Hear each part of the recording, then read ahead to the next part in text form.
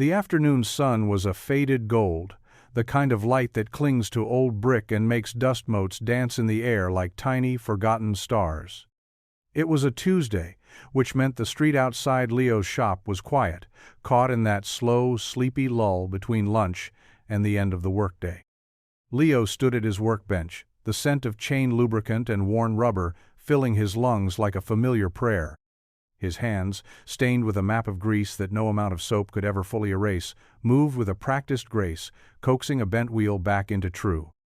Every turn of the spoke wrench was a quiet conversation, a language he understood better than the symphony of bills and final notices that sang their own grim tune from the corner of his desk. He had $73 in the bank, a half-full jar of peanut butter in the cupboard, and a 7-year-old daughter whose laughter was the only currency that still held its value. Maya was the reason for the grease under his nails, the ache in his back, the relentless hope that flickered like a pilot light in the hollow of his chest, refusing to be extinguished. She was in the back of the shop now, hunched over a piece of cardboard with a box of broken crayons, her tongue poking out in concentration as she drew a world filled with purple dragons and smiling suns. He glanced over at her, a small smile tugging at the corner of his mouth. Her hair was a wild tangle of brown curls, and she wore a faded t-shirt with a cartoon robot on it, a hand-me-down from a neighbor's son that was 2 sizes too big, but she loved it anyway. She was his world, his reason, the steady beat in the otherwise chaotic rhythm of their life. The shop itself was a testament to their struggle. It was a small, cavernous space with a concrete floor that bore the scars of 1,000 dropped tools and a roof that leaked in 3 different places when the rain came down hard.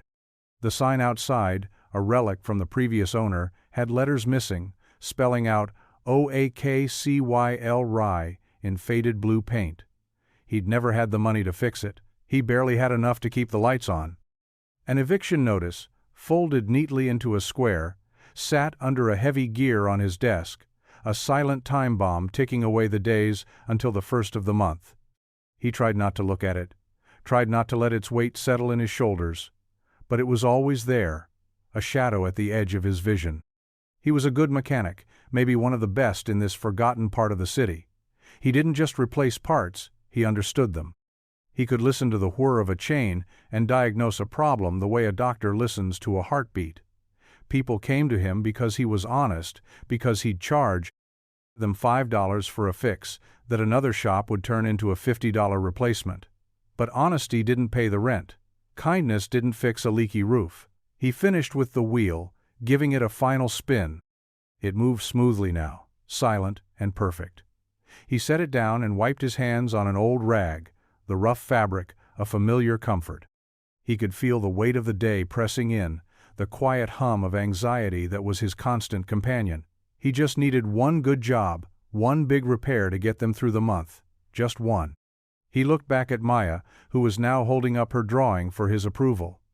The purple dragon was breathing a rainbow of fire, and the sun had a lopsided grin. He felt his own smile widen, a genuine warmth spreading through his chest, pushing back the shadows, if only for a moment. This was real. This was what mattered. The rest was just noise. The bell above the door chimed, a rusty, hesitant sound that was as much a part of the shop as the smell of oil. Leo didn't look up right away, his attention still on Maya's masterpiece, which he was now taping to the wall beside a faded calendar from 3 years ago. It was probably just Mr. Henderson from down the block, needing the air in his tires checked again, but the silence that followed the chime was different. It wasn't the familiar shuffle of an old man's boots. It was a lighter, more uncertain presence. He turned slowly, his smile fading into a more neutral, professional expression. A woman stood just inside the doorway, silhouetted against the bright afternoon light. She was tall and slender, her posture straight, and her hands tucked into the pockets of a simple, well-cut jacket that, even to his untrained eye, looked expensive. Her hair was pulled back in a loose, elegant knot, and she wore a pair of dark sunglasses that hid her eyes, making her impossible to read. She was pushing a bicycle, a sleek, matte black machine that looked more like a piece of modern sculpture than something meant for the gritty streets of this neighborhood.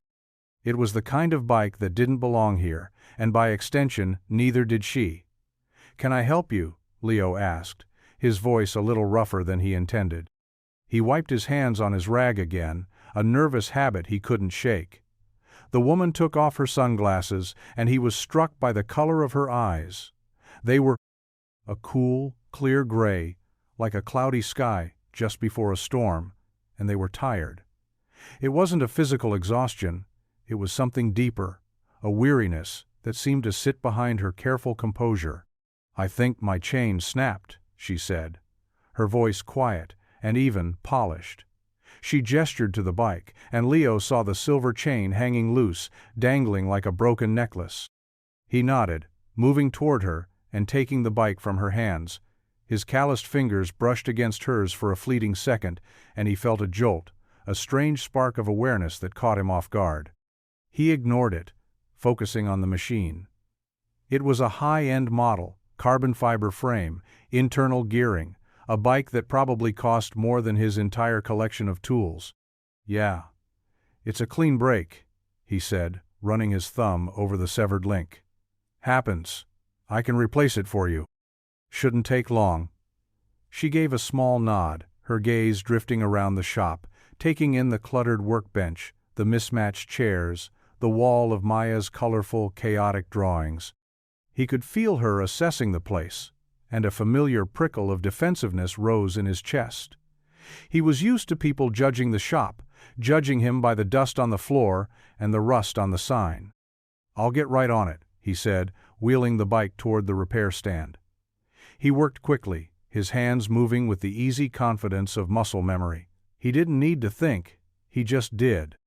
The old chain came off, and a new one was measured, cut, and threaded through the gears. He could feel her watching him the whole time, her silence, a tangible presence in the room.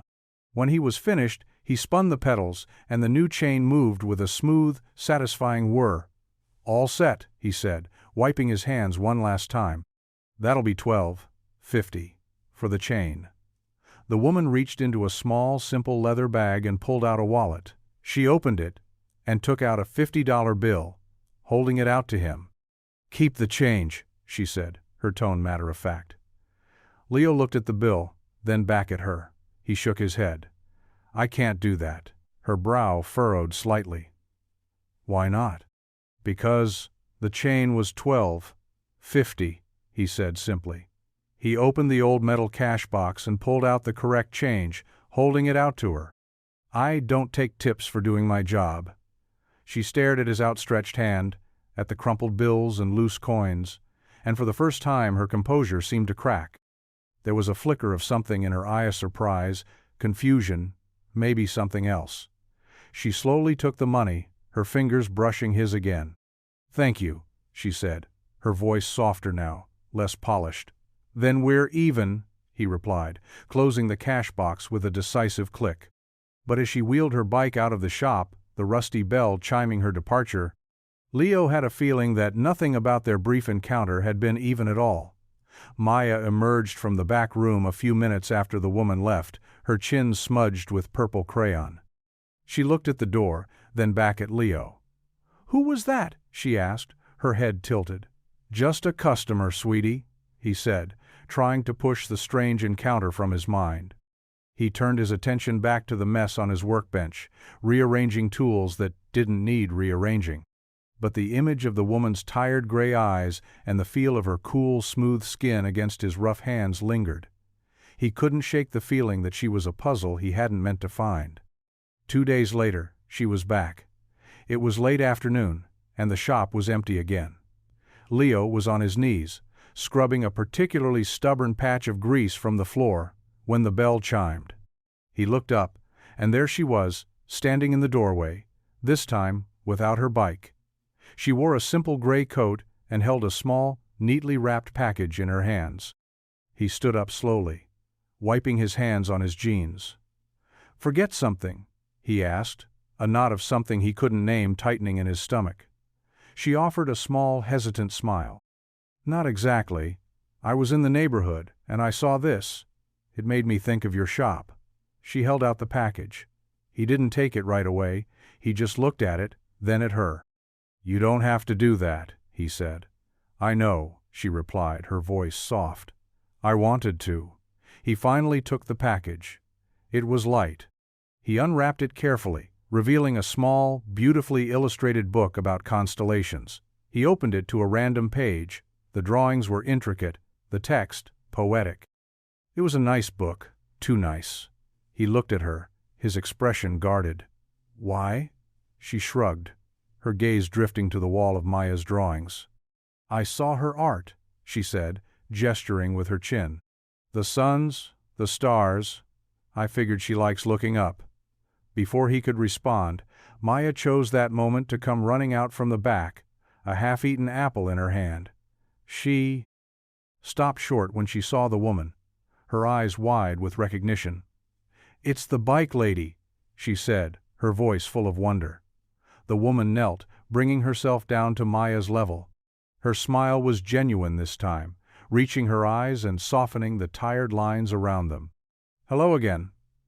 My name is Alara." Maya stepped closer, her initial shyness replaced by a 7-year-old's boundless curiosity. "My name is Maya. Did you bring my dad another broken bike?"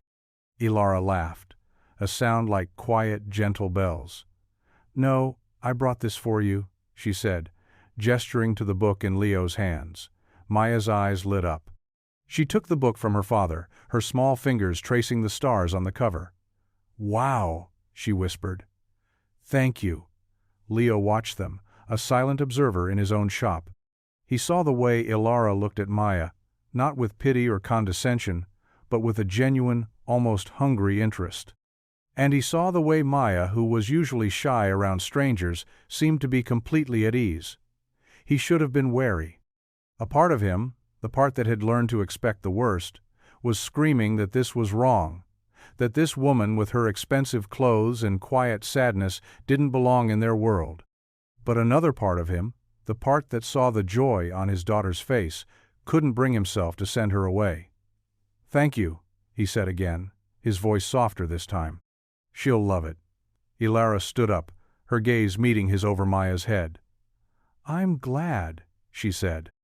And in that moment, the space between them felt a little less like a divide and a little more like a bridge.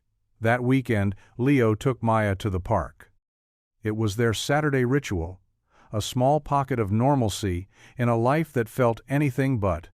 They didn't have money for the carousel or the ice cream truck, but they had a worn-out soccer ball and a patch of grass that belonged to everyone. Maya was a blur of motion, her laughter echoing in the crisp autumn air as she chased the ball with a fierce determination. Leo sat on a nearby bench, watching her, the familiar ache of love and worry, a constant weight in his chest. He saw the worn soles of her sneakers, the patch on the knee of her jeans that he'd sewn himself, and he felt a fresh wave of failure wash over him. He was trying, God knows he was trying, but it never felt like enough. He was so lost in his thoughts that he didn't notice the figure approaching until she was standing right in front of him. It was Alara. She was dressed down again, in jeans and a simple sweater, but she still carried an aura of quiet elegance that made her stand out. She held 2 paper cups in her hands. "I thought you might be here," she said, her voice calm. "I brought hot chocolate." Leo blinked, startled. "How did you know?" "Your daughter mentioned she likes the park on Saturdays," she said, a faint smile playing on her lips. She handed him a cup. It was warm against his cold hands. He looked at her, searching for a motive, an angle. But all he saw was a woman holding out a peace offering. Maya came running over then, her cheeks flushed and her eyes bright. "Alara!" she squealed, throwing her arms around the woman's legs in a hug that was pure, uncalculated joy. Alara stumbled back a step, surprised by the affection, but then her arms came down to rest on Maya's small back, holding her gently. Leo's heart did a strange, painful flip. He hadn't seen Maya hug anyone like that, not since her mother. The 3 of them sat on the bench, sipping their hot chocolate. It was a strange domestic little scene, one that felt both completely foreign and oddly natural. Alara listened intently as Maya recounted a long, rambling story about a squirrel she'd named Bartholomew. She didn't interrupt, didn't check her phone, didn't look bored. She was just present. "You're good with her," Leo said quietly, when Maya ran off to chase the ball again. Ilara watched her go, a wistful look in her eyes. "I like her," she said simply. "She's not afraid to be happy." The words hung in the air between them, heavy with unspoken meaning. Leo knew what she meant. He looked at his daughter, a small, bright light, in a world that often felt gray and cold, and he felt a surge of protective love, so fierce it almost hurt. He wanted to keep her that way, to shield her from the disappointments and hardships that he knew were waiting just around the corner. But as he glanced at the woman beside him, with her sad, beautiful eyes and the quiet strength she wore like a well-tailored coat, he wondered if maybe, just maybe, letting someone else in wasn't a risk, but a necessity. He didn't know who Ilara was or what she was doing in his corner of the world, but he knew one thing for sure: she made his daughter smile. And for a man who had nothing else to give, that felt like everything. The eviction notice stared up at him from the workbench, its red letters a stark, brutal declaration of his failure.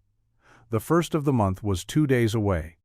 He had scraped together less than a quarter of the rent, and the part-time job he'd been hoping for at a warehouse had fallen through. He sat on a stool in the quiet of the empty shop, the dim overhead light casting long shadows that seemed to mock the clutter and disarray. He ran a hand over his face, the rough stubble on his jaw a testament to sleepless nights, and a razor he couldn't afford to replace. The feeling of being trapped was a physical thing, a tightness in his chest that made it hard to breathe. He had always been a fixer, a man who could take something broken and make it whole again. But this was different. This was a problem he couldn't solve with a wrench and a bit of elbow grease. This was a slow-motion collapse, and he was standing at the epicenter. Maya was at a friend's house for the afternoon, a small mercy he was deeply grateful for. He didn't want her to see him like this, to feel the cold tendrils of his fear creeping into their small, safe world. He wanted to be her hero, the steady rock she could always count on, but right now he felt like a man made of sand, crumbling with every passing hour. He picked up a spanner, its cool, familiar weight, a small comfort in his hand. He started cleaning it, wiping away grease that wasn't there, just for something to do, something to focus on besides the roaring panic in his head. What would they do? Where would they go? The minivan they slept in for a week, after they lost the apartment, was long gone, sold for a fraction of its worth to cover a medical bill. They had nowhere else. The bell above the door chimed, and Leo's head snapped up.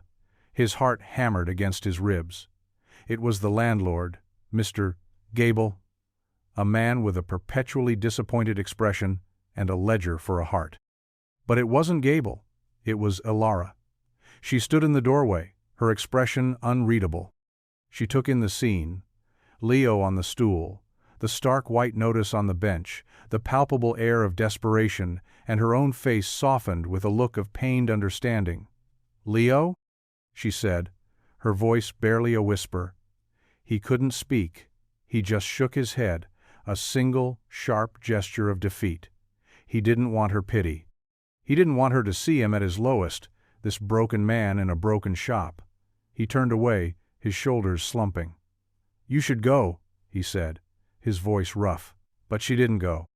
She walked farther into the shop, her footsteps quiet on the concrete floor. She stopped a few feet away from him, close enough that he could feel her presence, a pocket of warmth in the cold, cavernous space. "Talk to me," she said gently. "There's nothing to talk about," he muttered, still not looking at her. "I can't fix this." "You don't have to fix it alone," she replied. He finally turned to face her, his eyes blazing with a mixture of pride and despair. "And what are you going to do? Write me a check? I told you, I don't take charity." "This isn't charity," she said, her voice firm, unwavering. "This is a friend seeing that another friend is hurting." She stepped closer, her gaze locked on his. He could see the sincerity in her eyes, the genuine concern, and it broke something inside him. The carefully constructed walls of his pride began to crumble, and for the first time in a very long time, Leo felt the terrifying, liberating possibility of letting someone else see the cracks. He didn't tell her everything. He couldn't.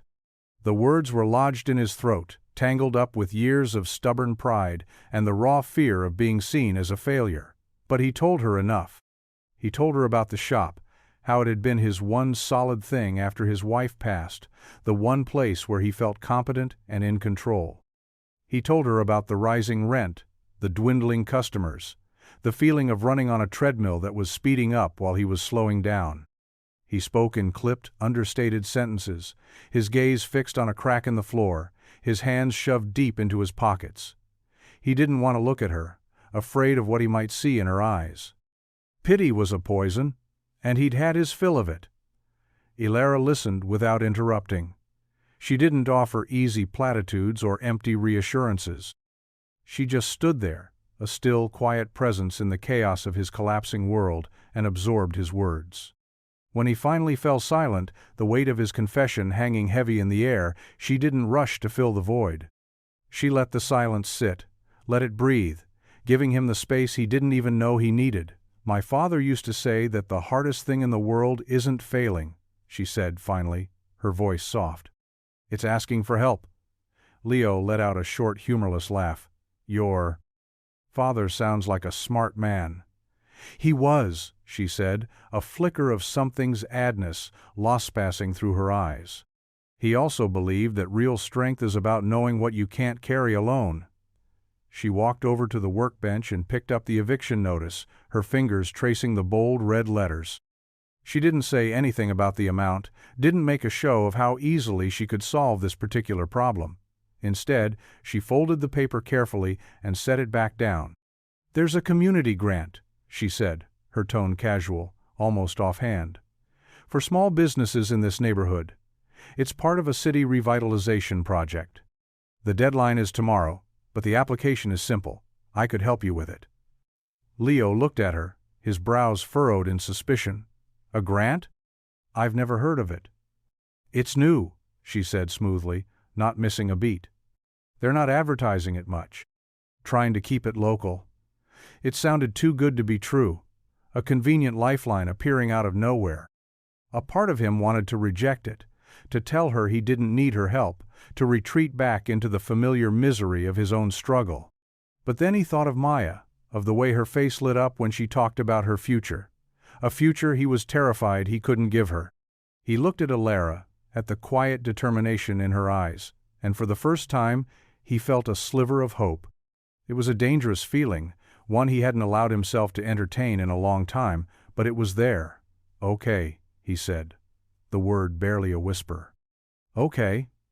She smiled, a real, radiant smile that seemed to light up the whole dusty shop. "Good," she said. "Let's get to work."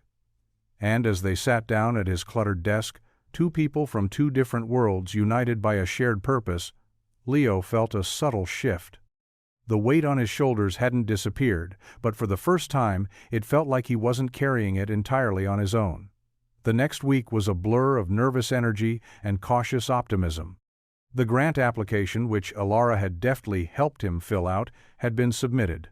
Leo tried not to think about it, tried to keep his expectations low, but it was like trying to hold back the tide. Hope, once it found a crack, had a way of seeping into everything. He threw himself into his work, fixing flats, tuning gears, taking on any small job that came his way. Elara became a quiet, steady fixture in the shop.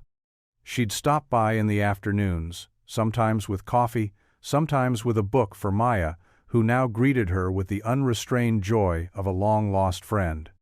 She never mentioned the grant, never asked for updates. Instead, she'd sit on a stool in the corner, watching him work, asking quiet questions about the tools he was using or the bikes he was fixing. She seemed fascinated by the simple, tangible nature of his world, a world where problems had solutions you could hold in your hand.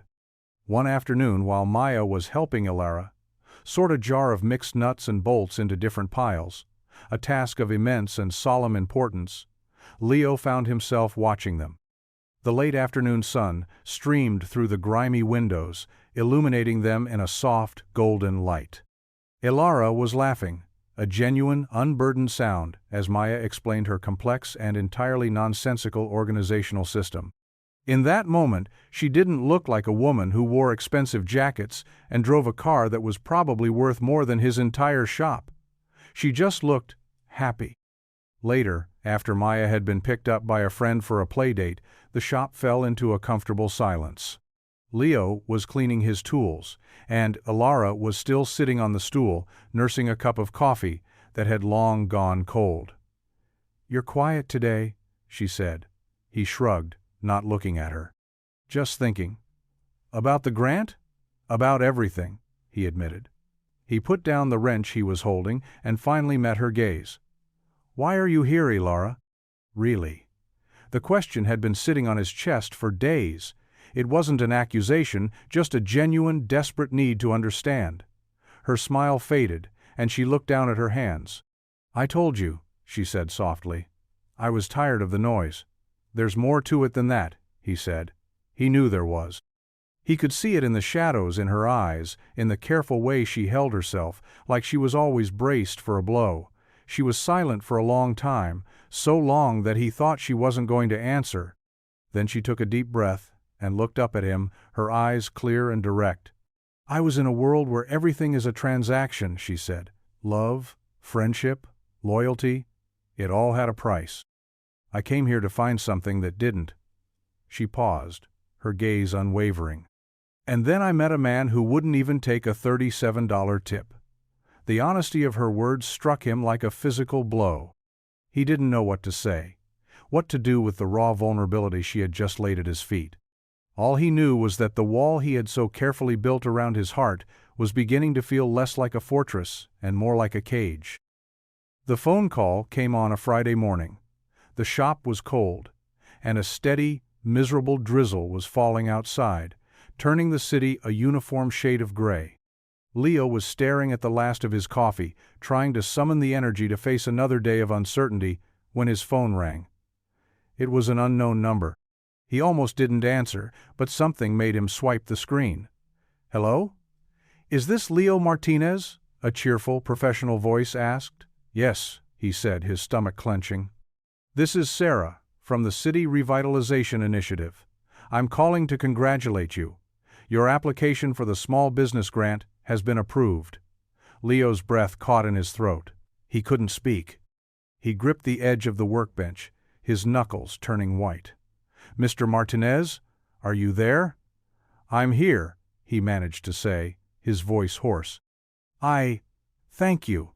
He hung up the phone and just stood there, the receiver still pressed to his ear, his mind reeling. He had done it. They were going to be okay. Maya was going to be okay.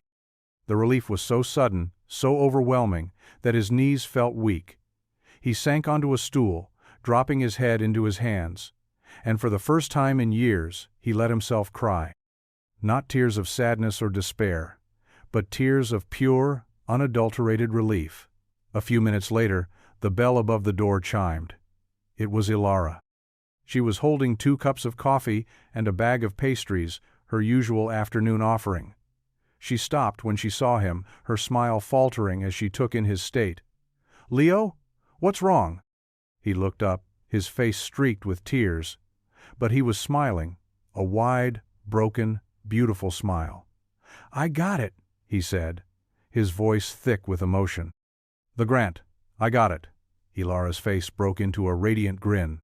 She set the coffee and pastries down on the counter and rushed over to him, throwing her arms around him in a hug that was as surprising as it was welcome. He froze for a second, then his own arms came up to wrap around her, holding on to her like she was an anchor in a storm. They stood like that for a long moment, 2 people who shouldn't have fit together, holding each other up in the middle of a dusty, run-down bike shop. When they finally pulled apart, there were tears in her eyes, too. "I knew you would," she whispered. He looked at her, really looked at her, and saw past the expensive clothes and the quiet sadness to the woman who had sat with him, who had listened to him, who had believed in him when he had stopped believing in himself. He didn't know all her secrets, and she didn't know all of his, but in that moment, none of it mattered. He leaned in, his heart pounding in his chest, and he kissed her. It wasn't a gentle, hesitant kiss. It was a kiss full of gratitude and relief and a terrifying, wonderful hope for the future.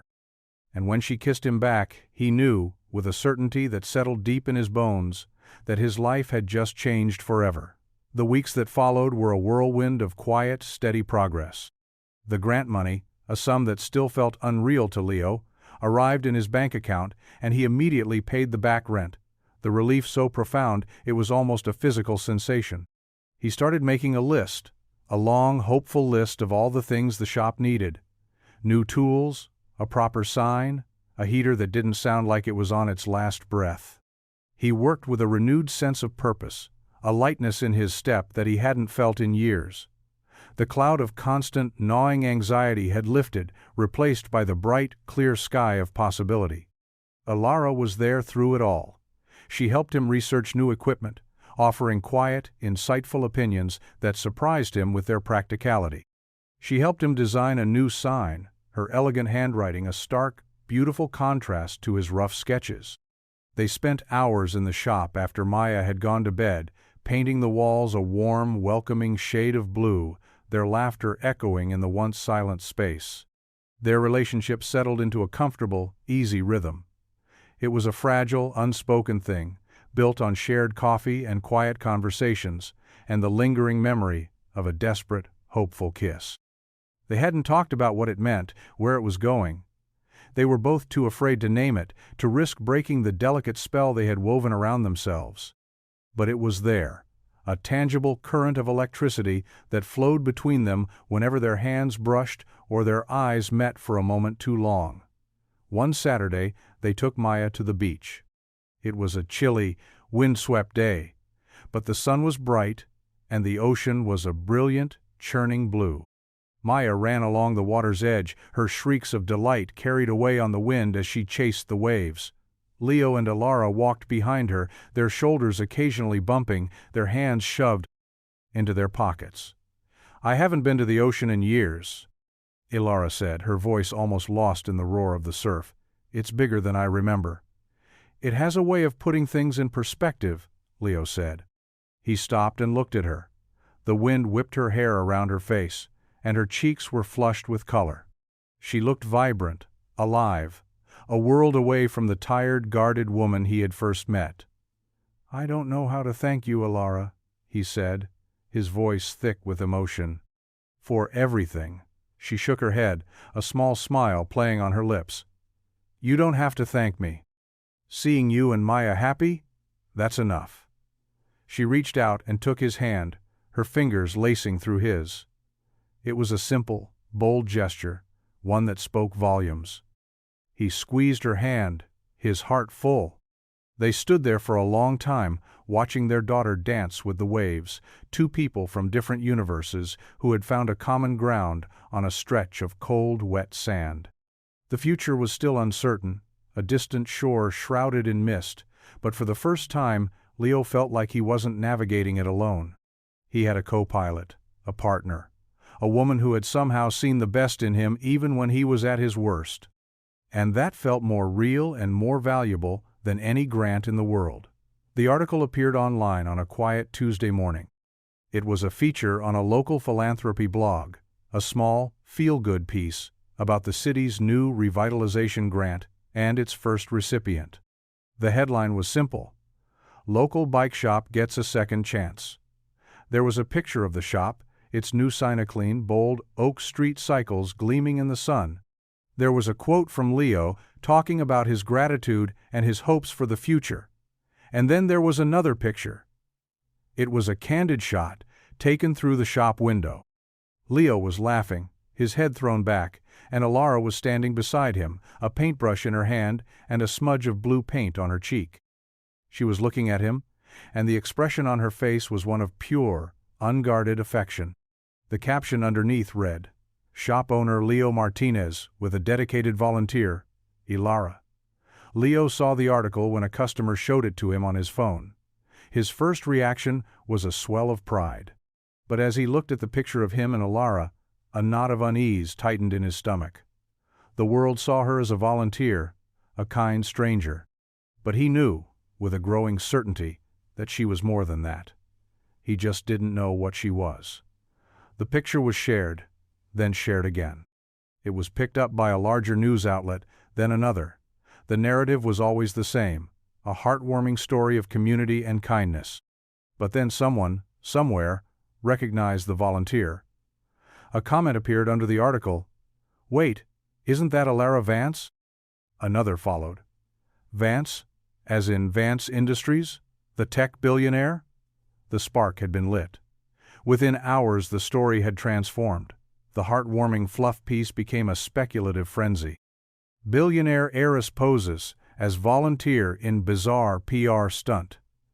Alara Vance's mystery man. A blue-collar romance? The secret life of the tech queen. Her face, the one from the photo, was plastered everywhere, juxtaposed with older pictures of her on red carpets in sleek business attire. Her expression polished and cool.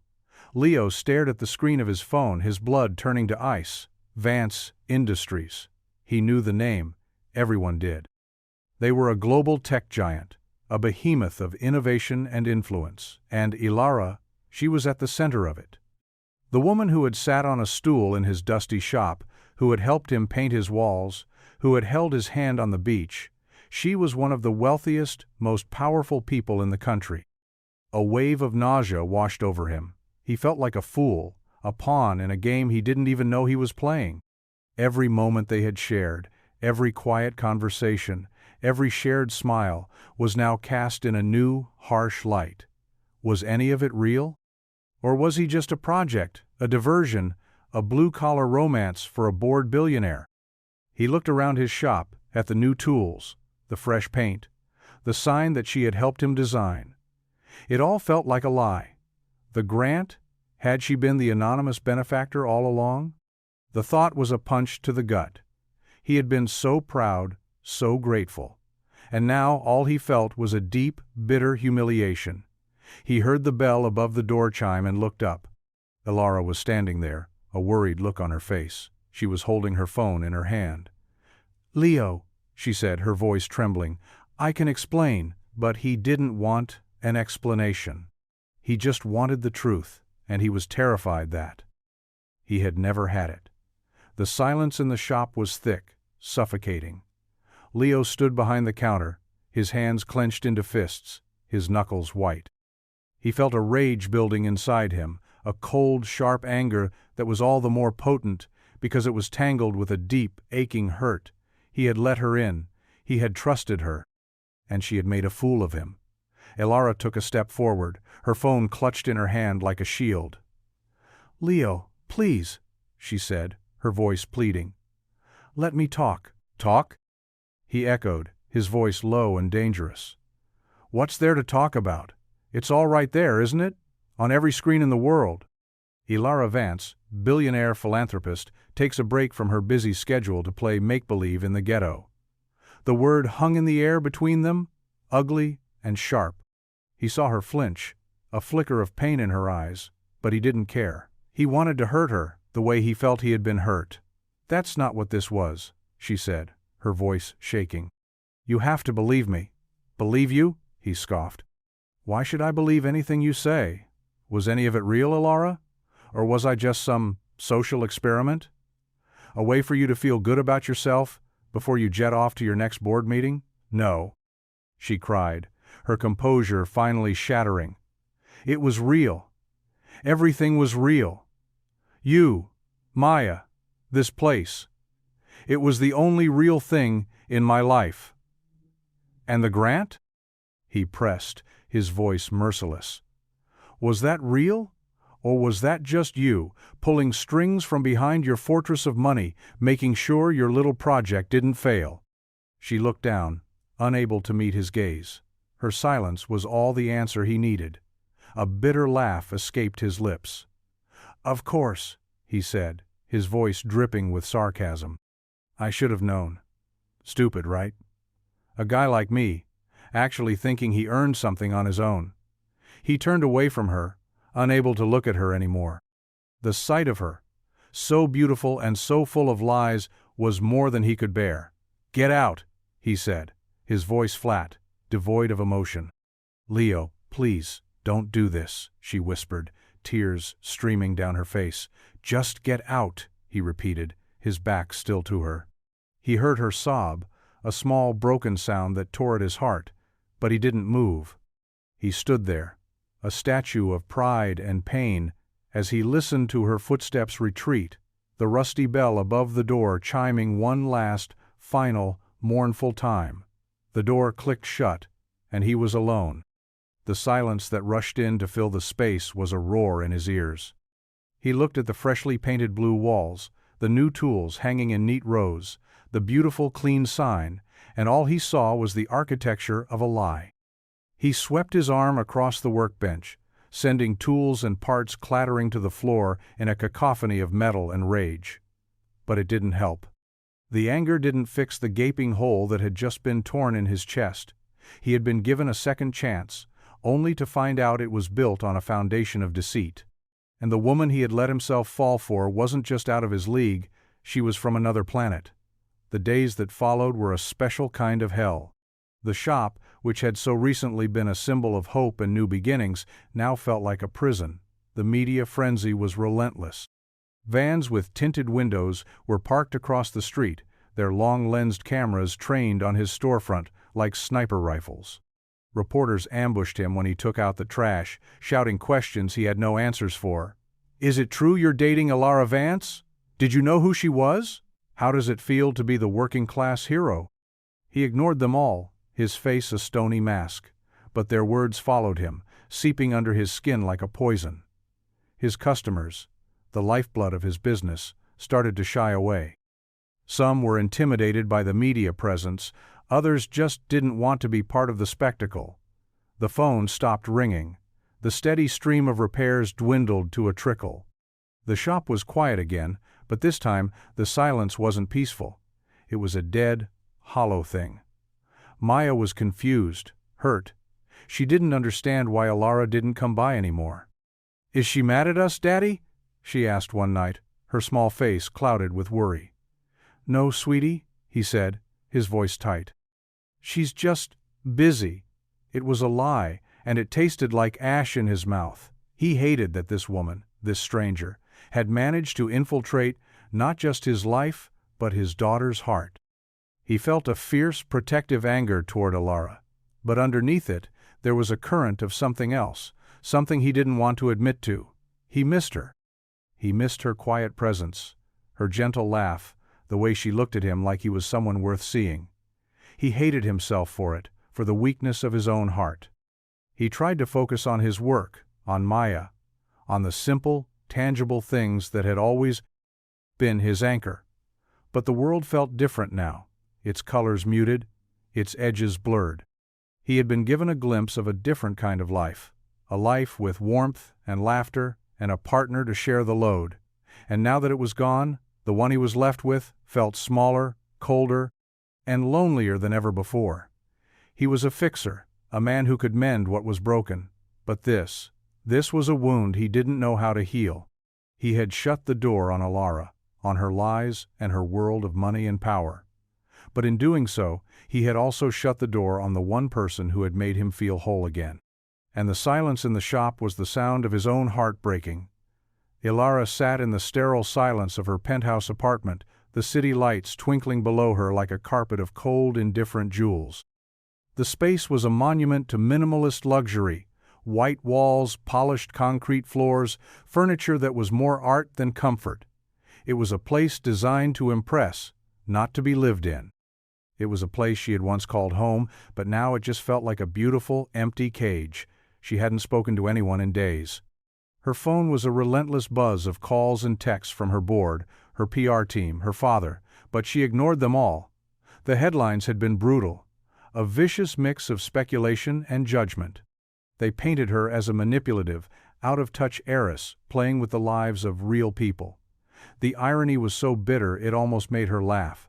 For the first time in her life, she had tried to be real, and the world had punished her for it. But it wasn't the public's opinion that haunted her. It was the look on Leo's face when he had told her to get out, the raw, visceral pain in his eyes, the contempt in his voice. It was a wound that wouldn't stop bleeding. She had broken his trust, shattered the fragile, beautiful thing they had been building. She had wanted to protect him from her world, but instead, she had dragged him right into the heart of its ugliness. She walked over to the floor-to-ceiling window and looked down at the city. From this height, the people were just tiny, insignificant specks, a river of anonymous lives. But she knew that somewhere down there, in a small, run-down bike shop, was a man with grease on his hands and a heart she had carelessly broken. And his daughter, a little girl with a fierce love for purple dragons and a smile that could light up the darkest room. A sob escaped her lips, a raw, ragged sound in the pristine silence. She sank to the floor, her body shaking with a grief so profound it felt like it was tearing her apart. She had spent her whole life surrounded by wealth and power, but she had never felt so poor, so powerless. She had everything, and she had nothing. She had run away from her life to find something real, and she had found it. She had found it in the smell of chain oil and the taste of burnt coffee, in the sound of a child's laughter and the touch of a man's calloused hand. And then she had destroyed it. She didn't know how to fix this. There was no amount of money, no carefully worded press release that could mend the trust she had broken. She had wanted to give Leo a second chance, but in the end, all she had done was take away the peace he had worked so hard to build. The city lights blurred through her tears, a constellation of mocking, distant stars. She had wanted to be a part of his world, but she had only succeeded in reminding him, and herself, that she would always be an outsider, a woman from another planet, looking down on a life she could touch, but never truly have. A week passed, a long, gray stretch of time that felt like a year. The media circus around the shop slowly died down, the reporters and their cameras moving on to the next fleeting scandal, but the quiet they left behind was heavy, oppressive. Leo opened the shop every day, a mechanical ritual he performed out of habit more than hope. The City Wheels contract, the one Alara's grant had secured, was still active, providing a steady stream of bikes to repair, but the work felt hollow, joyless. It was a constant, bitter reminder of her and her lies. He was short with the few customers who still came in, his usual easy smile replaced by a tight, strained expression. He spent his evenings with Maya, reading her stories, helping her with her homework, trying to be the father she deserved, but a part of him was always absent, lost in a fog of anger and regret. He was angry at Alara for her deception, but he was also angry at himself. He had been a fool to trust her, to let himself believe that someone like her could ever be a part of his world. He had let his guard down, and he had paid the price. But underneath the anger, there was a deep, persistent ache. He missed her. He missed their quiet conversations, the way she challenged him, the way she saw him not as a charity case, but as a man of value. He missed the hope she had brought into his life, a hope he had been too quick to extinguish. One evening, as he was closing up the shop, Maya came out from the back room. She was holding a piece of paper in her hand. It was a drawing. In her signature style of chaotic, colorful brilliance, she had drawn the three of them, Leo, herself, and Alara working in the shop. They were all smiling. In the drawing, Alara had a smudge of blue paint on her cheek, just like in the photo. "I miss her, Daddy," Maya said, her voice small, her lower lip trembling. Leo's heart clenched. He knelt and pulled her into a hug, his own throat tight with unshed tears. "I know, sweetie," he whispered into her hair. "I know." He held the drawing in his hands, his thumb tracing the outline of Alara's smiling face. Maya had captured her perfectly, not the billionaire from the headlines, but the woman who had brought them pastries and laughed at their jokes and helped them paint their walls, the woman who had felt real. He looked at the drawing, then around the shop, at the new tools and the fresh paint and the sign that bore the name she had helped him choose. It was all real. The help, the friendship, the hope, it had all been real. The lie was not in her actions, but in her silence. And his own pride, his own fear, had turned that silence into a wall between them. He had been so focused on the betrayal that he had forgotten the kindness. He had been so afraid of being hurt that he had pushed away the one person who had tried to heal him. He looked down at the drawing again, at the three smiling figures, a perfect, impossible family. Maya was right. the mess didn't negate the beauty. He had been so busy being a victim that he had forgotten how to be a fixer. And this was something that was broken. And maybe, just maybe, it was something he could still fix. He found her foundation online, the Vance Family Foundation. It was a sleek, corporate website, full of pictures of smiling children and impressive statistics about their global outreach. It was a world away from his dusty little shop. He hesitated for a long time, his cursor hovering over the Contact Us link. What would he even say? He had no right to ask for anything, no right to expect her to listen. He had been the one to send her away, but then he looked at Maya's drawing, which he had taped to the wall above his workbench, and he knew he had to try. He wrote the email 3 times, deleting it, starting over, the words feeling clumsy and inadequate. He didn't apologize, not yet. He didn't ask for forgiveness. He just told her the truth. "Ilara," he wrote, "the shop is doing well. The City Wheels program is a success. The kids are happy, thank you. But the walls are too quiet. The coffee tastes burnt. Maya misses you. I miss you. I was wrong. I was scared. I let my pride get in the way of the truth. The truth is, you were the best thing that ever happened to this place. To me. I don't know if this can be fixed. But I had to tell you that it was real. All of it. Leo." He hit send before he could lose his nerve, his heart pounding in his chest. He didn't expect a reply. He didn't deserve one. He went to bed that night with a familiar feeling of dread, a feeling that he had just made a fool of himself all over again. The next morning, he woke to the sound of his phone buzzing. It was a text from an unknown number. His hands were trembling as he opened it. It was a single sentence. "I'm at the park. The one with the bench." He threw on his clothes, his heart a wild, frantic drum against his ribs. He scribbled a quick note for Maya, who was still asleep, and ran out the door. The park was quiet, washed clean by an early morning rain. The air was cool and crisp, and the leaves on the trees were just beginning to turn. And there, on the bench where they had shared hot chocolate and watched their daughter play, she was waiting. She was wearing the same simple gray coat she had worn the first time she came to his shop. Her hair was down, and she looked tired, but the sadness in her eyes was gone, replaced by a cautious, fragile hope. He stopped a few feet away from her, unsure of what to say, what to do. She stood up and faced him. "You came," she said, her voice a whisper. "You told me to," he replied, his own voice hoarse. They stood there in silence for a long moment, the gap between them filled with all the things that had been left unsaid. Then he took a step forward, and another, until he was standing right in front of her. "I'm sorry," he said, the words he should have said a week ago finally escaping his lips. "I was a proud, stubborn fool." A tear slipped down her cheek, and she wiped it away with the back of her hand.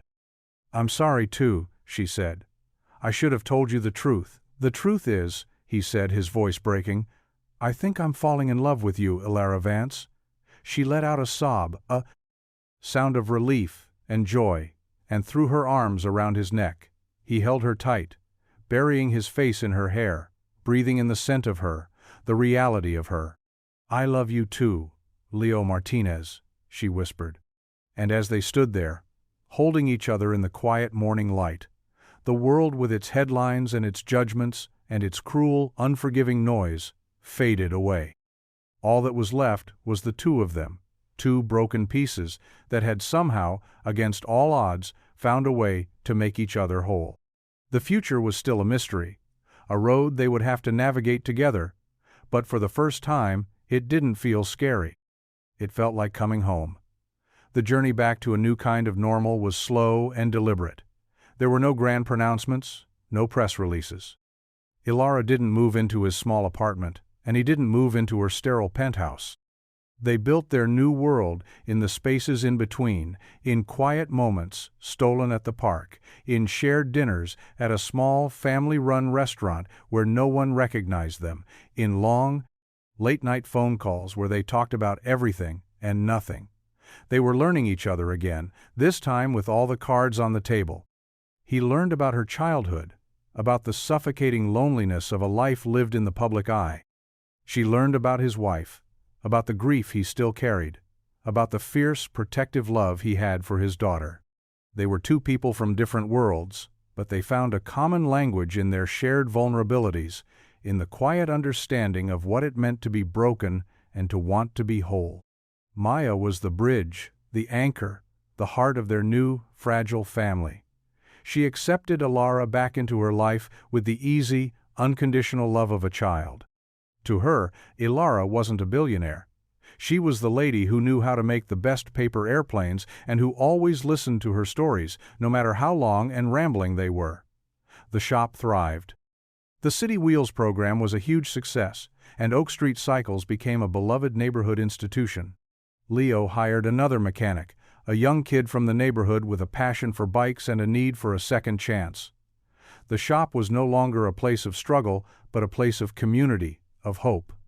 One evening, Ilara came to the shop with a large, rolled-up blueprint under her arm. She spread it out on the workbench. It was a plan for a new building, a large, state-of-the-art facility with a community classroom, a training center for young mechanics, and a fleet of bikes for kids who couldn't afford their own. At the top of the blueprint, in elegant, block letters, was the name, the Martinez Vance Cycle Center. Leo stared at it, his throat tight. "Ilara," he started. She put a finger to his lips, silencing him. "This isn't a gift," she said, her voice firm. "It's an investment. In you, in Maya, in this community, in us." She looked at him, her gray eyes clear and full of a love that was as fierce as it was gentle. "I told you I wanted to find something real," she said. "And this is the realest thing I've ever known." He pulled her into his arms, his heart so full he thought it might burst. He had spent so long trying to fix things on his own, to carry the weight of the world on his shoulders. But now, he had a partner, a woman who wasn't afraid of the grease or the struggle, a woman who saw the value in a life built not on money, but on love and honesty and the quiet, steady work of mending what is broken. The sun was setting, casting long golden shadows across the floor of the shop. He held her close, the blueprints for their future spread out before them, a map to a place they would build together. And he knew, with a certainty that settled deep in his soul, that he was finally, truly, home. The grand opening was on a bright, cloudless Saturday in spring. The new cycle center stood gleaming, a modern, beautiful building that was a beacon of hope in the once-forgotten neighborhood. The old shop was gone, but its spirit lived on in the new space, in the familiar smell of rubber and oil, in the wall of Maya's drawings that had been carefully moved and retaped to a place of honor. A crowd had gathered, a mix of city officials in suits, neighborhood families, and kids with their bikes, their faces shining with excitement. There were no national media, no red carpet. Ilara had made sure of that. This was a community event, for the people who mattered. Leo stood on a small stage, a microphone in his hand, his heart pounding. Ilara stood beside him, her hand resting on the small of his back, a quiet, steadying presence. Maya was in the front row, sitting on the shoulders of the new mechanic, a wide, proud grin on her face. "I'm not much for speeches," Leo began, his voice a little shaky. He looked out at the crowd, at the familiar, friendly faces, and he smiled. "This place, it's not just a bike shop, it's a second chance. It's a testament to the fact that, no matter how broken things seem, they can be fixed. And you don't have to do it alone." He looked at Ilara, his eyes full of a love so deep it was an ocean. "I had some help," he said, his voice thick with emotion. "From someone who taught me that the most valuable things in life aren't things at all. They're people, their kindness, their love." The crowd applauded, a warm, genuine sound that filled the air. Later, as the party was in full swing, with kids test-driving new bikes and music playing from a set of speakers, Leo and Ilara stood off to the side, watching the scene. Maya ran up to them, her face flushed with excitement, and threw her arms around both of their waists. "This is the best day ever," she declared. "It is, isn't it?" Ilara said, her voice soft as she smoothed down Maya's wild curls. Leo wrapped his arms around both of them, pulling them into a tight hug. He looked at the new building, at the happy, laughing faces, at the woman and the child who were his whole world, and he felt a sense of peace so profound it was almost overwhelming. The journey had been long and hard, full of pain and doubt and fear. But it had led him here, to this perfect, beautiful moment. He was no longer a man defined by his struggles, but by his strength. He was a father, a partner, a builder of community. He was a man who had learned that true wealth isn't measured in dollars, but in the love you give and the love you are brave enough to receive. And as he held his family close, the setting sun painting the sky in brilliant strokes of orange and pink, he knew that he had finally fixed the most important thing of all, his own broken heart.